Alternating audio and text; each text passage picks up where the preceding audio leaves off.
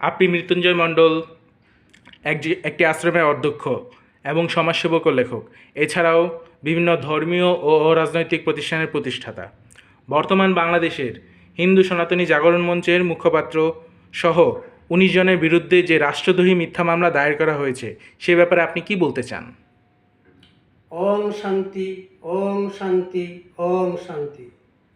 হরে কৃষ্ণ, হরে কৃষ্ণ, হরে কৃষ্ণ। জয় শ্রীরাম, জয় শ্রীরাম, জয় শ্রীরাম।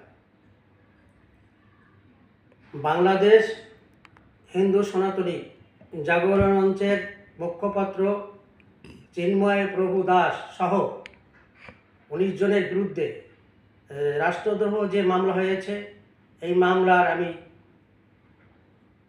তীব্র নিন্দা ও প্রতিবাদ জানাই। আমি এই মামলাকারী ফিরোজ খানের অতি দ্রুত গ্রেপ্তার চাই এবং এই মামলা গ্রহণকারী যে কর্মকর্তা চট্টগ্রাম মহানগর থেকে অতি সত্বর তাহাকে প্রত্যাহার করার জন্য আবেদন জানাই। এই ফিরোজ খান কোনো জঙ্গি সন্ত্রাসী সংগঠনের সাথে জড়িত আছে কিনা বাংলাদেশের গোয়েন্দা সকল এজেন্সি, প্রতিবেশী রাষ্ট্র ভারতের সকল এজেন্সি, সারা পৃথিবীর সকল এজেন্সিকে এ তদন্ত করে দেখার জন্য আহ্বান জানাই।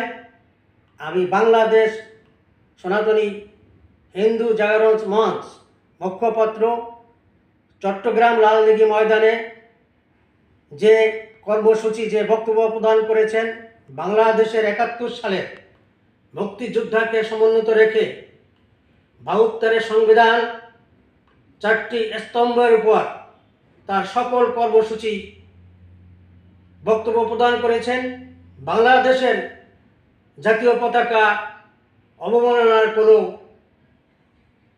প্রশ্নই আসে না। এটা একটা ষড়যন্ত্রমূলক, বাংলাদেশে যে হিন্দু সনাতনীদের উপর যে অত্যাচার হয়েছে, এই রাষ্ট্রদ্রোহের মামলায় সারা বিশ্বে সনাতনীদের উপর যে অত্যাচার হয়েছে তার আর একটা প্রমাণিত হলো। সারা পৃথিবীতে সনাতনীদের জয় যশম্ভাবী এই রাষ্ট্রদ্রোহী মামলায় এর একটা প্রতিষ্ঠিত হলো, এই সনাতনীদের জয় হবে, হবে, হবে। আমি সকল সনাতনীদের বলবো, সনাতনী জাগরণ মঞ্চের মুখপাত্র সহ যে কোনো সময় যে কর্মসূচি ঘোষণা করবে, আমরা হিন্দু সনাতনী মা বোন সকলে ঐক্যবদ্ধভাবে এই কর্মসূচি সফল করার জন্য ঝাঁপিয়ে পড়ব।